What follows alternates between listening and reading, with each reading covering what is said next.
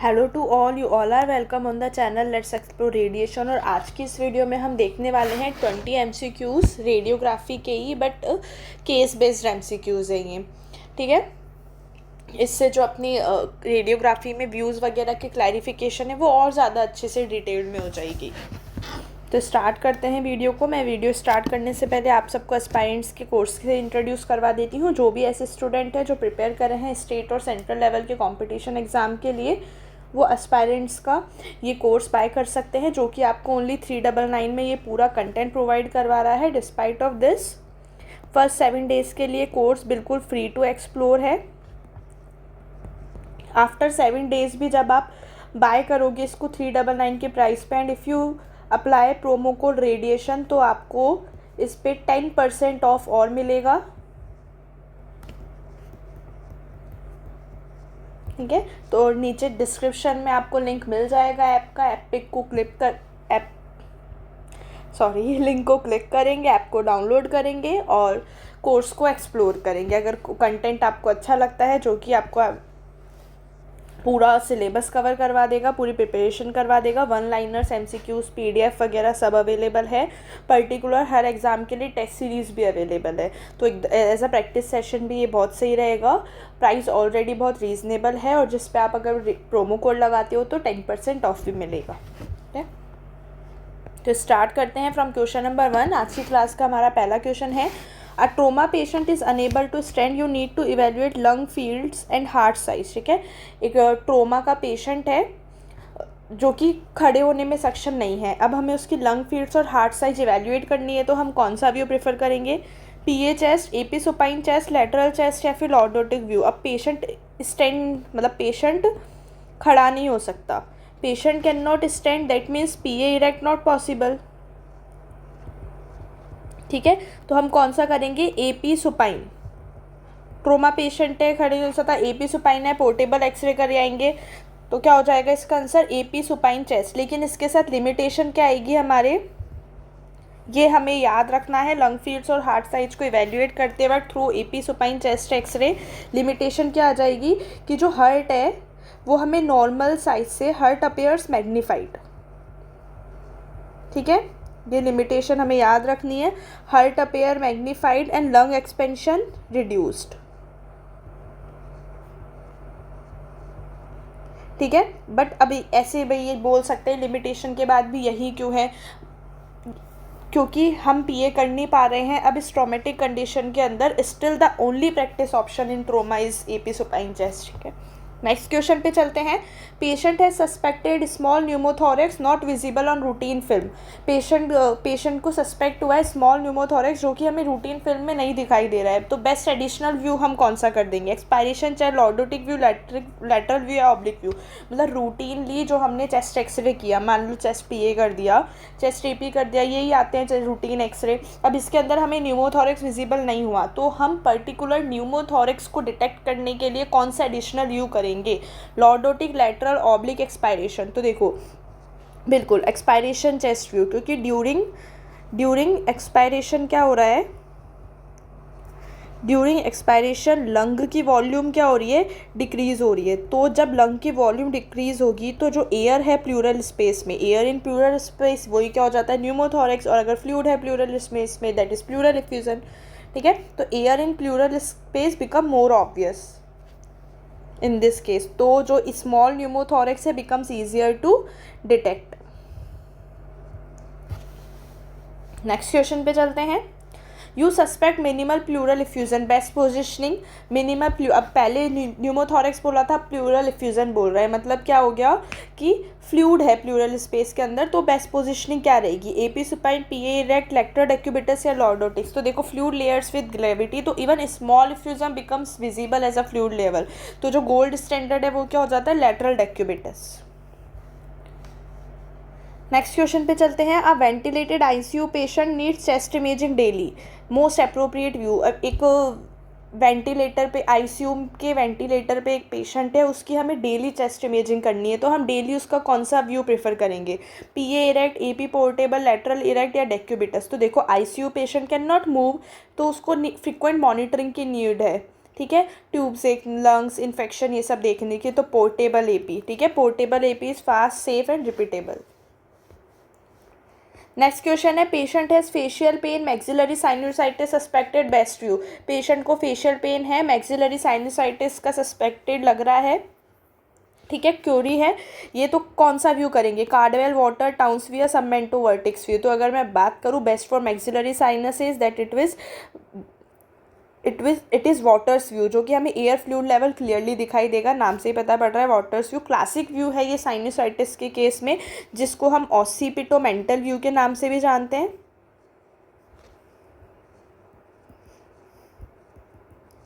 ठीक है, ऑसिपिटोमेंटल व्यू के नाम से भी जानते हैं इसको। नेक्स्ट क्वेश्चन पे चलते हैं।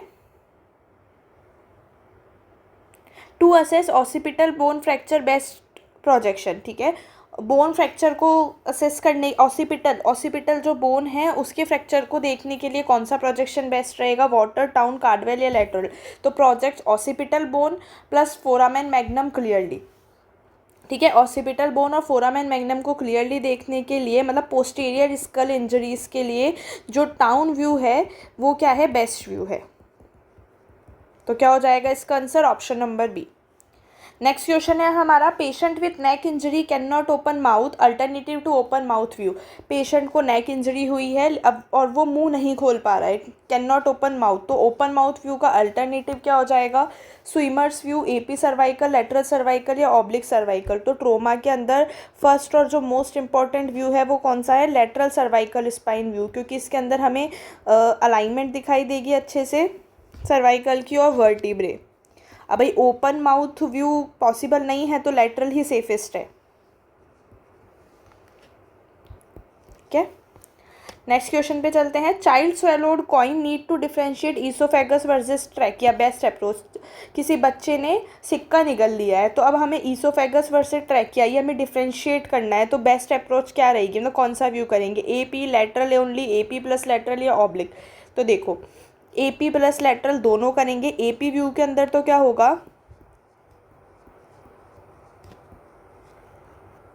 ईसोफेगस में हमें इसका कॉइन का, इस एपी व्यू के अंदर हमें ईसोफेगस में कॉइन का क्या दिख जाएगा, फेस मतलब जो राउंड पार्ट है फेस दिख जाएगा हमें कॉइन का।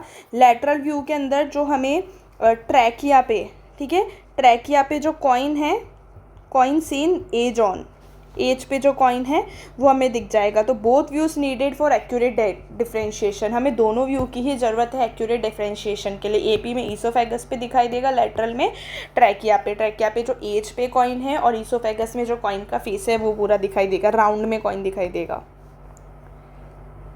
नेक्स्ट क्वेश्चन है, patient has abdominal pain, vomiting, distension, best radiographic approach. Patient को एब्डोमिनल पेन भी है, वॉमिटिंग भी हो रही है, डिस्टेंशन भी है, तो कौन सा व्यू हम प्रेफर करेंगे, supine abdomen, erect plus supine abdomen या फिर लैटरल एब्डोमन। तो अगर मैं बात करूँ इन सिम्टम्स में हम कौन सा प्रेफर करेंगे, तो हम इरेक्ट प्लस सुपाइन करेंगे। क्यों भाई, सुपाइन में तो देखो हमें गैस का डिस्ट्रीब्यूशन अच्छे से दिखाई देगा,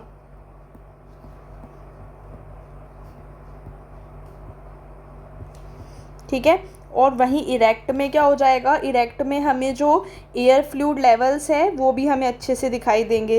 इट इज़ अ की फॉर ऑब्स्ट्रक्शन वगैरह वो दिखाई दे जाएगा। तो अगर कॉम्बिनेशन हमने इसका कर दिया, इरेक्ट भी कर दिया, सुपाइन भी कर दिया, तो कंप्लीट इवेल्युएशन हो जाएगा, ठीक है। नेक्स्ट है, patient suspected of kidney stone, initial radiograph, patient को किडनी स्टोन्स लग रहा है, तो हम इनिशियली उसको कौन सा, इनिशियली मतलब जो इनिशियल स्टडी में कौन सा व्यू कराएंगे, चेस्ट एक्सरे, केयूबी स्कल या इंट्रावेनस यूरोग्राफी डायरेक्टली।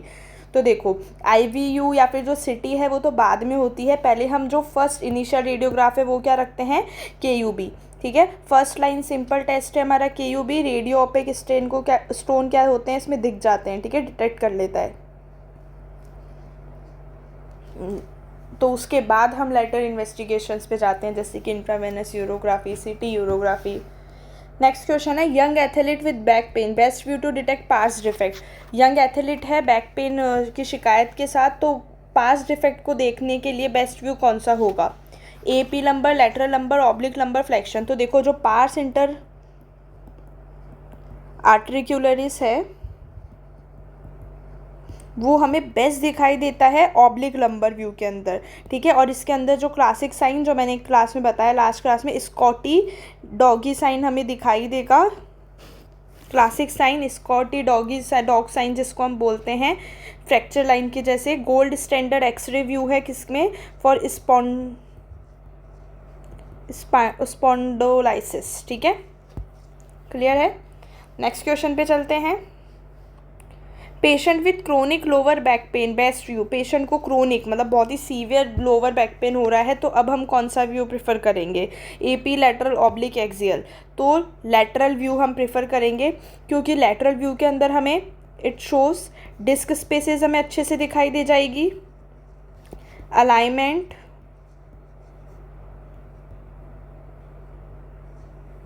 ठीक है।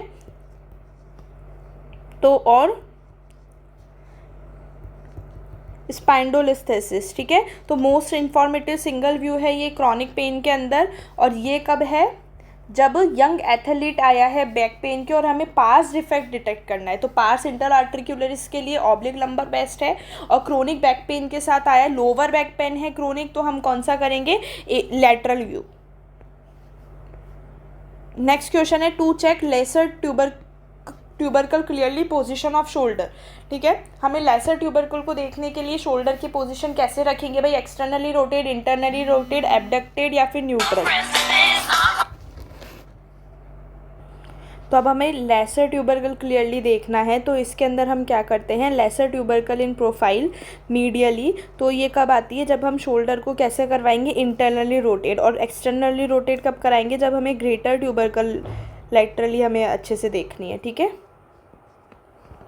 Greater tubercle in profile external rotation और lesser tubercle internal rotation. Next question पे चलते हैं।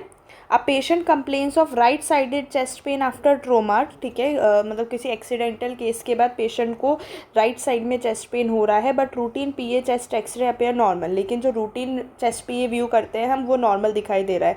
हम पे अब लग रहा है कि भाई वो ट्रॉमेटिक केस के अंदर रिफ्रैक्चर कॉमन है, तो रिफ्रैक्चर हो सकता है क्योंकि उसको राइट साइडेड चेस्ट पेन की वो शिकायत बता रहा है हमें। तो बेस्ट रेडियोग्राफिक अप्रोच कौन सा हो जाएगा, रिपीट करेंगे हम PA chest view, lateral chest view, oblique review या एपी सुपाइन। तो देखो इस केस के अंदर हम क्या करेंगे, ऑब्लिक रिव्यू करेंगे। पीए चेस्ट में मिस रिफ्रैक्चर, पीए चेस्ट व्यू के अंदर हो सकता है रिफ्रैक्चर मिस हो गया हो, लेकिन हमेशा ट्रॉमेटिक पीए चेस्ट जो है वो एक रूटीन एक्सरे है। लेकिन ट्रोमा वाले जो केस हैं उसके अंदर हम मोस्टली कौन सा व्यू करते हैं, एपी व्यू प्रेफर करते हैं, ठीक है। और एपी व्यू के बाद भी, एपी व्यू में भी मान लो मिस हो गया या फिर हमें सस्पेक्ट लग रहा है रिफ्रैक्चर है, तो अब हम क्या करेंगे, ऑब्लिक रिव्यू करते हैं। ऑब्लिक व्यू क्या करता है भाई, रिब को सेपरेट करेगा, ठीक है, सेपरेट करेगा रिब्स को, तो जो फ्रैक्चर की विजिबिलिटी है वो क्या होगी, इम्प्रूव होगी,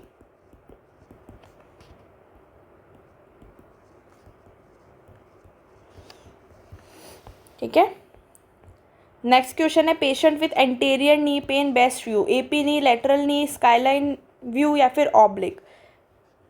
तो अगर पेशेंट को एंटीरियरली नी पेन है, ठीक है, मतलब कि जो नी है, जैसे ये नी है तो यहाँ ये पटेला है, ये घुटना है, तो उसके एंटीरियर की साइड यहाँ पे पेन है, तो कौन सा व्यू बेस्ट रहता है, तो इसमें रहता है स्काईलाइन व्यू, सनराइज व्यू या मर्चेंट व्यू। तीनों एक ही व्यू है जो कि पटेलो फीमोरल जॉइंट को देखने के लिए बेस्ट रहता है। इट डिटेक्ट्स, कौन सी कंडीशन डिटेक्ट कर देगा, chondromalacia and patellar tracking issues.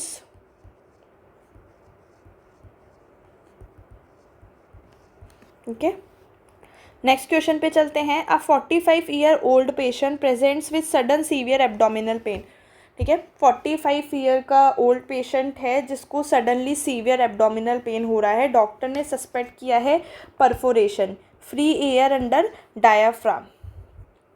Patient is able to stand, patient खड़े होने के कैपेबल तो है, तो कौन सा रेडियोग्राफिक व्यू मोस्ट अप्रोप्रिएट रहेगा, supine abdomen, erect chest, lateral skull या ऑब्लिक एब्डोमन।